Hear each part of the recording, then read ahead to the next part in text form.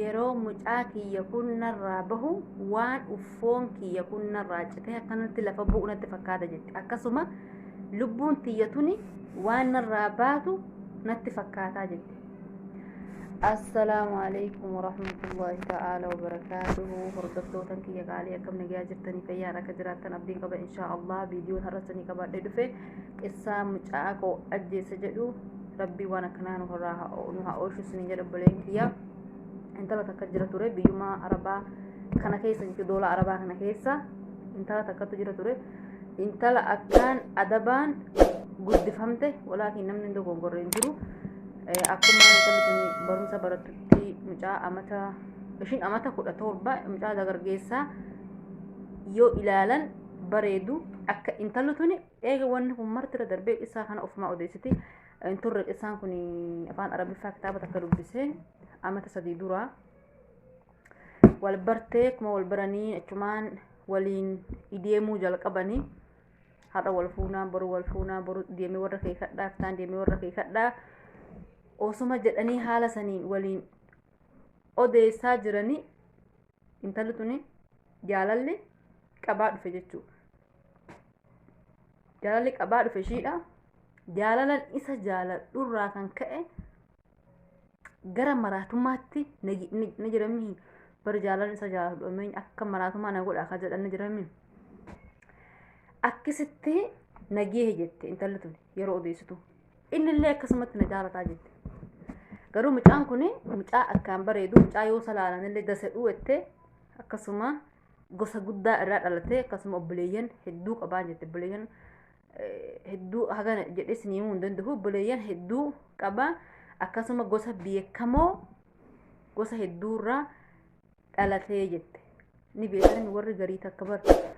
tanu yookiin intala takka yookiin ilma takka hin hayyaman kan miidhagarreef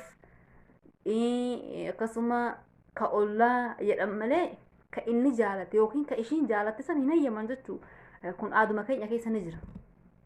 Ani shari'aa hin jedhu garuu aadaa keenya keessa ni jira. Akkasuma biyyuma kanatti illee akkana biyyuma arabaa nu jiran kanatti illee guddaan akkana jechuu haala sanitti haaluma zuruufaatiif osuma har'aa boruu osuma jedhanii amata 4 waliin ideeman. Eega amata 4 kana haga amata 4 kana waliin ideeman ishiin illee jaarsa kiyya jettiin innillee jaarsuma kiyya jaartuma kiyya jedhaani amata 4 kana garuu badii walitti hin dalagne walumatti walumaan ideeman malee qaamaan badii walitti hin dalagne. Eega amata 4 kana amata 4 kana booda innillee waan dhiirri dhalaan jedhuun takka jedheeni yeroo intalli tanaan akkana jedhuun namtichi kun intalli diduufis jaalallee ishii kana dhabuuf ni jira dhalaan galii yookiin dhiirri gadiillee kan akkasii jira dhalaan galiillee kan akkasii yaaddu jira yoo nama kana dide na jibbaa waan jedhamu takka jira garuu dhiirri nama jibbu yoo si jaalata malee inuu daran walaakin ishiin yoo isa diduu jaalallee kiyya kana dhabuufin ideema inni nama akkanatti na jaalatu nama na fuudhuufillee yaaduu jettee ajaja saasan guutte jechuudha. Akkuma yeroo awwalaa halkan barihee guyyaan gallabaahee baatiin ji'a darbee ji'i amata darbee amata 4 ta'asan amma saaluma kanaan amata 4 amata 2tti darban. Badiiratti eega qaamaan wal tuquu eegalanii amata 2 ta'e. Duraan amata 4 akkanumatti maxaamu maal madheqanii amata 4 fixan. Amma amata 2 ta'e. Eega amata 2tii intalli illee ni beektanii intala dhalaa takka garaa godhatte waan intalli dhalaa takka yeroo garaa godhattu itti dhageehamu takka itti dhageehamu ka ishiidha saydaliyaa deemtee ta'ammatti of ilaalan tana ammuma silin jedheen turre waa eegumaa wanni itti tafayyadamu kun dhufeeti saydaliyaa deemtee of ilaalan garaa qabdi hedduu rifattee hin boosee boo'icha keessa akkaan kan gaggabdu taate jaalallee ishii kana bilbiltee itti himnaan inni illee ni rifate laa kun akkamitti itaa jedheen jechuudha. Animmaa itti hee akkamitti yeroo san saayibataa takka bilbileennaan doktora kana jira bilbilee gaafa dhodheeni doktora sanii bilbilaan boru kottaadhaa jedheen. Haga ganamni barihu intalli tun osoo hin rafin bultee osoo nyaatin osoo dhugin bultee ganamaan jaalallee ishii sanii wajjin bakka doktora sanii dhaqanii akkuma dhaqxetti tahlila godhe tahlila goonaan intalli ulfa akkuma isaan wanni san irratti ishii hime sanii hoga malee rifattee akka malee gadditee jaalallee ishiin kufidee hoga makiinaa holaarra buusee ati galii si hin bilbilaa jedhe mana buusee ishiin gara manaa isheente ulaa ishii qollofatte haga jaalallee ishii kun ishii bilbilutti jaalallee ishii kun garuu hedduu ishii obsisiisa hedduu obsii hedduu nama innillee nama akkaan ishii jaalatu hedduu obsi jedhe nama akkaan ishii obsisiisu haga ishii bilbilutti akkaan sabbartee eegdee dawwalee fi dawwalaanii fi saahibbii isaa inni biraa mala biraa hin qabdanii ilmoo kana baasuu malee jedhe ibseef duraan doktora bira deeman tahlila godhan amma saahiba bira deemee haasoyinaan baga dubbiin kun dhugaa ta'e ofirraa baasuu malee mara biraan qabdanii jedheeni osuma haala kanaan deemanii baatii 9 dhiyaatte intalli amma kan godharree osuma maal jedhe haga haalli mijeessamuu ni beeta wanni kun akkaan salphina waan ta'e rabbi nu salphisin inshaallah baatii 9 sun dhiyaate doktora takka argatan doktora dhoksaan waan kana hojjetu saahiban kee fidadhu wadheen jaalalleen ishii kuni bakka kana kana godha garra intalli tu saahiban ishii kana yoo fidatte saahiban galiin beekan itti nama hin dhoksanii sodaattee intala ollaa isaanii intala akkaan diin qabdu takka jira ta namaaf waan hunda dhoksitu intala san kaafattee dhaqxee bakka mustashfa mana doktora saniiti akkuma achi dhiyaannitti doktorri ilmoo san irraa baase yeroo irraa baase kana intalli tun jetti qaamni kiyya kun waan citee na bu'u natti fakkaataa jetti akkasuma waan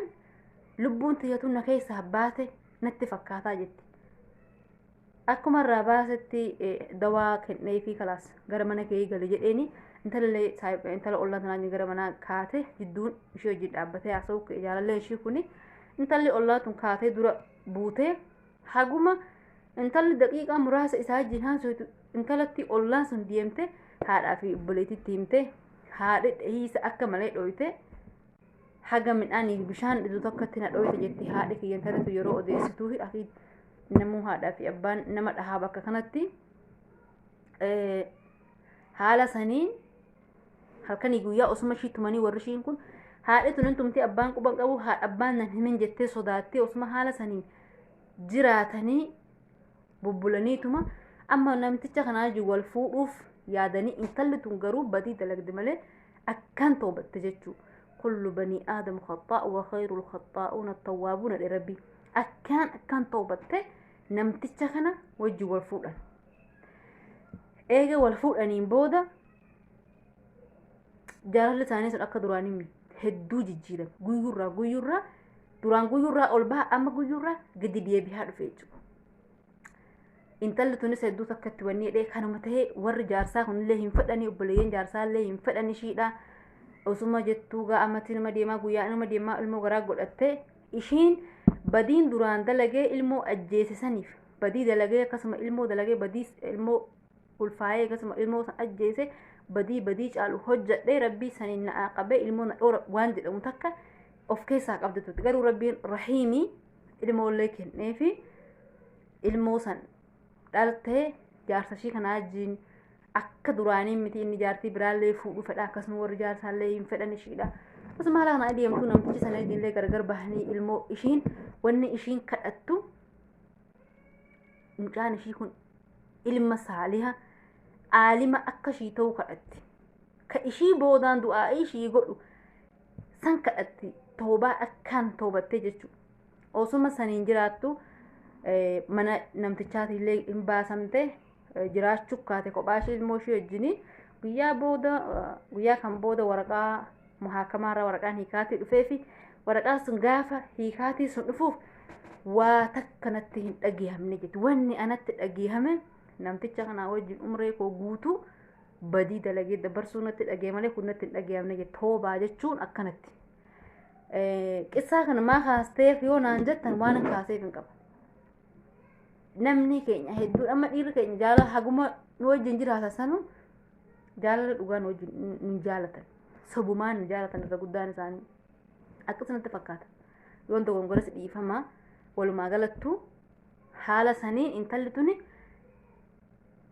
gargar nama sanirraa baatee ilmoo ishii guddifachaa jiraachuu kaate toobaa dhugaa toobattee namni iddoo gongorra hin jiru obboleeyyan kiyyaa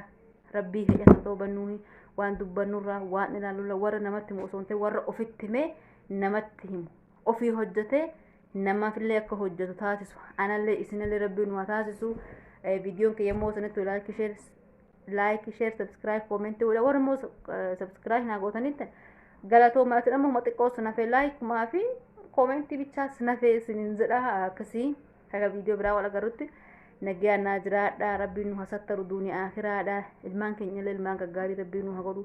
warra diin islaamaa haga dandaheen cinaa dhaabbatee wal gorsee hijaabaan bareedee duuniyaa akhiraa milkaa rabbiin nu taasisu biyya keenyallee biyya bilisummaa rabbiin nu hagodhu ummata keenyallee rabbiin nu hatisu insha Allah mootummaa zaalima kanallee rabbiin nu raakaasu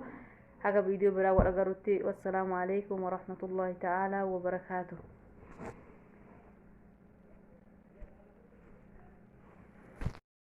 بحثت عن زوج رشد لن تجدي مثل محمد أعطته تجارتها كي تبصر ما يفعل أحمد وتزوجها فتنامت دوحة حب لم تعهد أنجب منها ووفاء للمحبوبة لم يجحد فخديجة أول قلب آمن بالوحي ووحد حين أتاها المدثر يحمل اقرأ ويردد بخديجة أشرق صدق وبحسن الرأي تجدد بالمال وبالود أتت تنصر أحمد وتسدد وجزاها الله ببيت من قصب الأمن الأسعد ولها المختار وفاها مثل خديجة لمحمد.